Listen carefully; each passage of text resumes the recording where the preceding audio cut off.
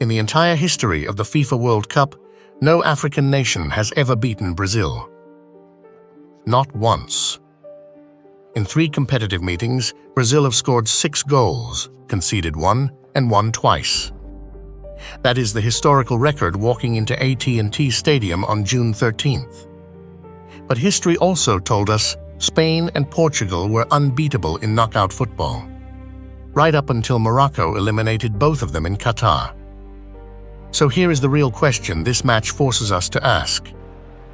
Is Brazil's dominance over Morocco a genuine reflection of quality? Or is it simply a number waiting to be rewritten by the most tactically disciplined African side in a generation? That tension between legacy and present reality, between historical dominance and current form, is exactly what makes this Group C opener something worth studying before the first whistle blows. Group C, June 13th, AT&T Stadium in Dallas. The 2 heavyweights of arguably the most watched group in the entire tournament meet in their opening fixture.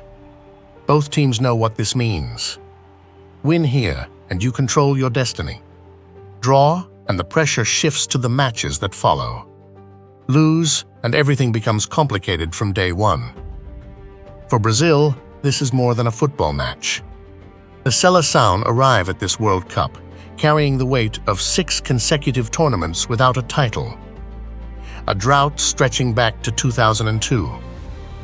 24 years.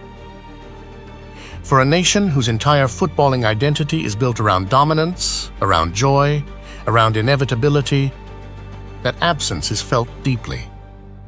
Carlo Ancelotti, the most decorated club manager in Champions League history, took charge of Brazil in May 2025 as the federation's answer to that crisis. Their first foreign coach ever. The symbolism alone tells you how serious the pressure has become. For Morocco, the framing is entirely different. They arrive not as underdogs. That word no longer applies, but as a team with something to prove to themselves. The 2022 beginning. This match is the first test of both narratives. Brazil enter this tournament as the 6th-ranked team in the world, and on paper, the depth of their attacking talent is genuinely staggering. Vinicius Jr. at left wing, Rafinha wide right, Rodrigo and Martinelli in reserve, Neymar operating as the creative axis at 10, Bruno Guimaraes anchoring the midfield. This is not a squad assembled. It is a squad sculpted over years of painful qualification cycles and tactical experimentation. Their qualifying campaign, however, carried visible fault lines. A 1-4 defeat to Argentina, a loss to Bolivia at altitude. These are not results you expect from a team with World Cup ambitions. Yet in the same window, they dismantled South Korea 5-0, beat Chile 3-0, and posted a 6-2 friendly win over Panama in the lead-up to the tournament. Brazil are a team capable of both extremes, and that inconsistency is not accidental. It is structural. Under Ancelotti's 4-3-3, Brazil press high and attack with width. Their average possession sits around 58%, their expected goals for 1.9 per game. When their pressing triggers work and the wide forwards have space to accelerate, they are nearly impossible to contain.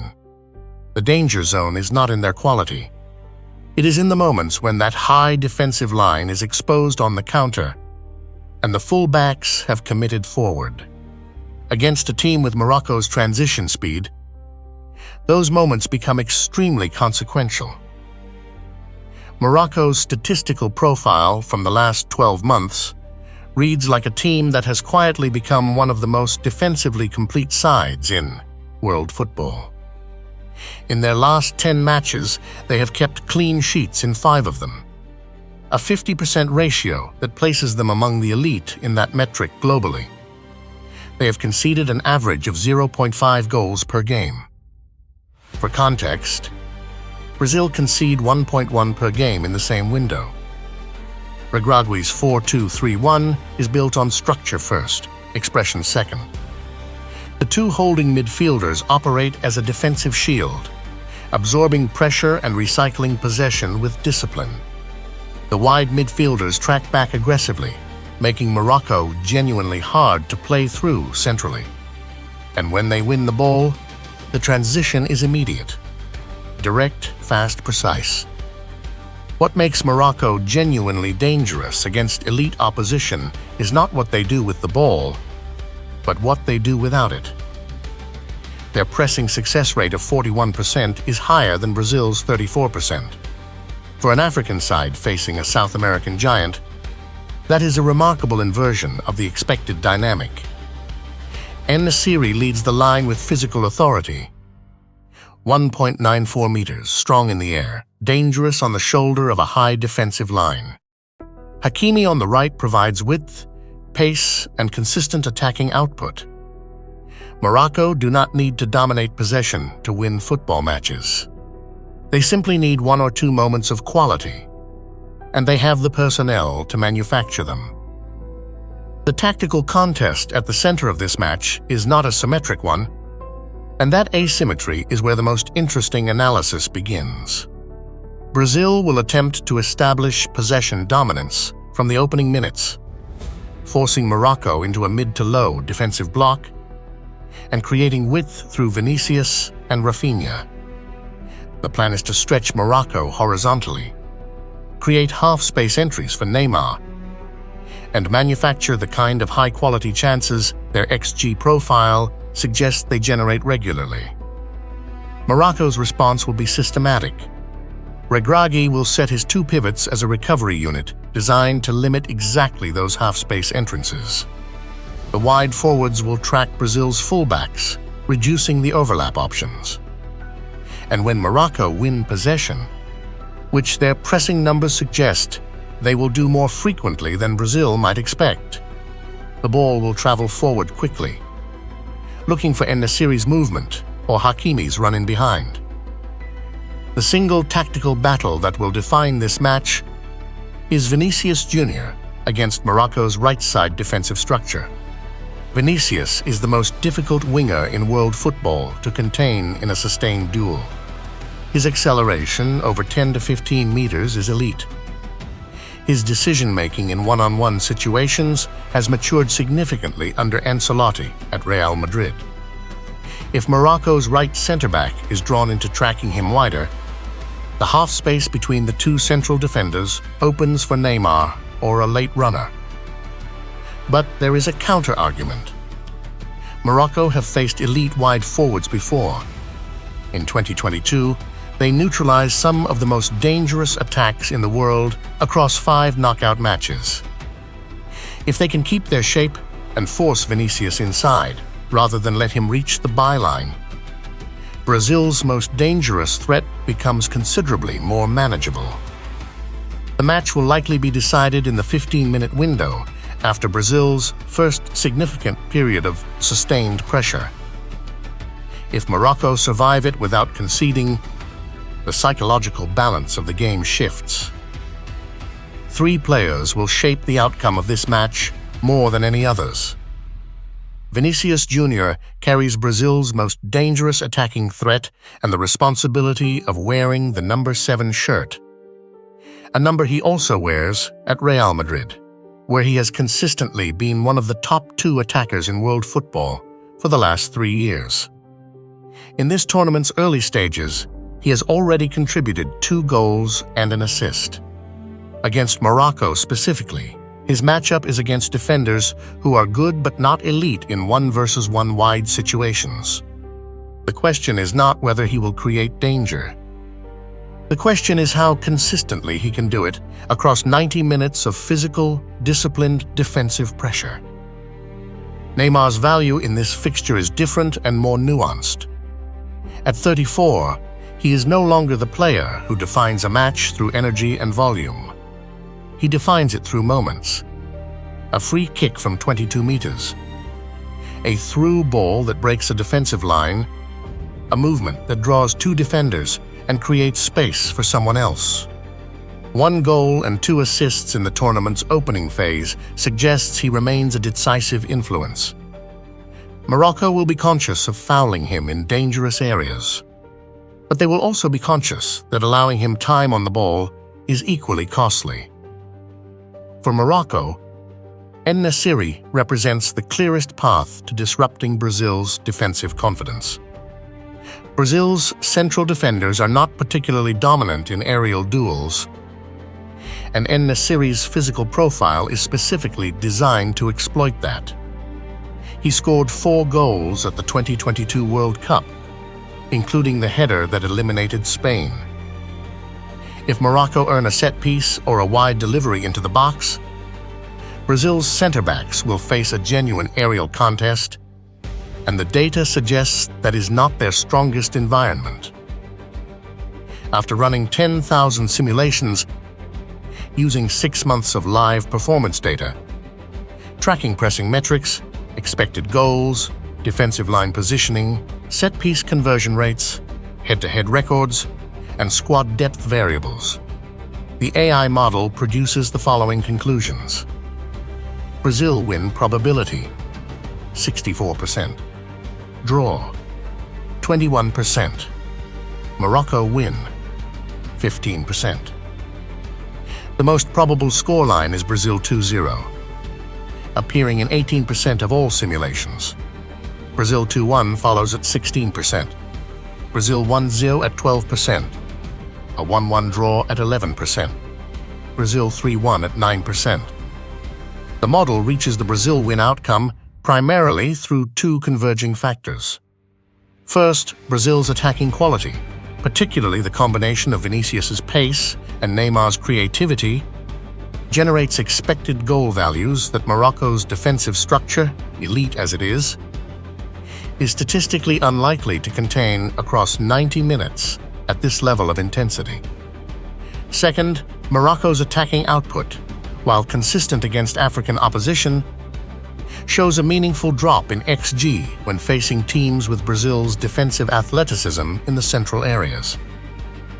The 2-0 scoreline dominates because Morocco's 50% clean sheet rate and 0.5 goals conceded per game suggests that if Brazil score early, Morocco's pathway to an equalizer is narrow. A single goal against their concentration and structure is possible. 2 is significantly less likely. The 21% draw probability is not negligible.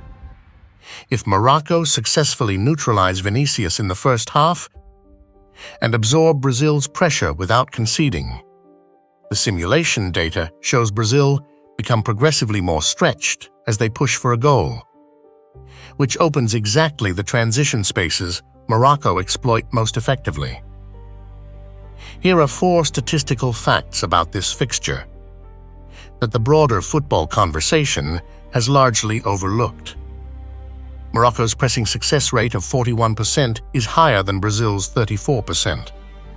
In a match that most preview coverage frames as Brazil's technical superiority against Moroccan defensive solidity, the reality is that Morocco are actually more effective at winning the ball in dangerous areas of the pitch through organized pressure. That is not a marginal difference. It is a 7 percentage point gap that translates to multiple additional ball recoveries per game, in positions where quick transitions can create immediate scoring opportunities. Brazil have lost 3 of their last 5 away matches in competitive fixtures, including a 0-1 defeat to Bolivia and a 1-4 collapse against Argentina in World Cup qualifying. This is a team that concedes 1.1 goals per game in their recent form window, a figure that would place them solidly in the bottom half of tournament qualifiers defensively, if sustained across a full competition. Morocco have not lost a competitive fixture in 15 consecutive matches. That run includes wins over Côte d'Ivoire, South Africa, and Burkina Faso, teams that represent genuine continental competition, as well as qualifying wins with clean sheets that suggest a squad whose defensive organization has become structurally ingrained rather than tactically situational. And perhaps most counterintuitive of all, in the 10,000 simulations run for this analysis, The scoreline Brazil 1-0 Morocco appeared in only 12% of outcomes. The model consistently produces either a multi-goal Brazil win or a match where Morocco find a way to score.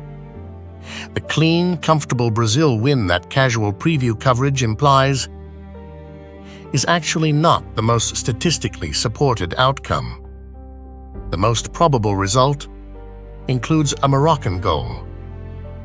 The data in this match presents several interesting value positions worth examining analytically, and this section is framed as exactly that: a reading of market probabilities against statistical evidence, not a recommendation to bet. The match result market reflecting a Brazil win at roughly 64% probability is aligned with the simulation output. There is no significant divergence between what the data suggests and what the market is pricing. The value, if any, lies elsewhere. The most analytically interesting position is the under 2.5 goals market. Morocco's defensive record, 50% clean sheets, 0.5 goals conceded per game, combined with their pressing structure that reduces Brazil's clean chance creation, creates a genuine statistical basis for expecting a match that does not reach 3 goals. Brazil's XG against of 1.1 per game is also notable. This is a team that concedes chances regularly. If Morocco convert even one of those chances, a Brazil win at 2-1, which sits inside the under 2.5 range, becomes a highly plausible outcome. The data supports this market cautiously. The both teams to score market appears overvalued in favor of yes, given Morocco's defensive numbers. A 50% clean sheet rate against varied opposition and an XG against of just 0.6 per game means the base rate for Brazil failing to score against Morocco in this simulation window is actually meaningful. No in the BT's market has statistical grounding that the casual preview might not reflect. The Brazil 2-0 correct score at 18% probability is the single most likely individual outcome in the simulation set. Whether the market prices that appropriately is worth examining independently. As always, statistical models are probability frameworks, not certainties. Every simulation is a distribution of outcomes, not a prediction of one. Analyze responsibly and never risk more than you can afford to lose. The prediction is Brazil 2-0 Morocco, carried by Vinicius Junior's pace, exploiting Morocco's right defensive channel in the first half, and a second goal arriving through either a set piece or a late midfield runner after Morocco commit forward in the final quarter. Confidence rating, high, anchored in the 64% win probability and the 18% scoreline probability, the highest of any individual outcome in 10,000 simulations. Morocco will be competitive, organized, and capable of making this uncomfortable. But Brazil's attacking quality, operating through a tactical structure designed by one of the most experienced managers in world football, is sufficient to find 2 moments of precision against a defense that, for all its strength, has not been tested at quite this level this year. The test begins June 13th in Dallas. That is ElevenIQ's full breakdown of Brazil versus Morocco. We have covered the tactics, the data, the simulations, and the numbers that the mainstream coverage is missing. Now it is your turn. Drop your predicted scoreline in the comments. And if you think Morocco can pull off one of the great upsets of the group stage, tell us why. The most analytically argued prediction gets pinned. Next on ElevenIQ, we break down the other Group C fixture and run the numbers on which team has the highest probability of reaching the knockout rounds from the most competitive group in the tournament. That analysis drops in 48 hours. The data does not lie. It just requires someone willing to read it properly.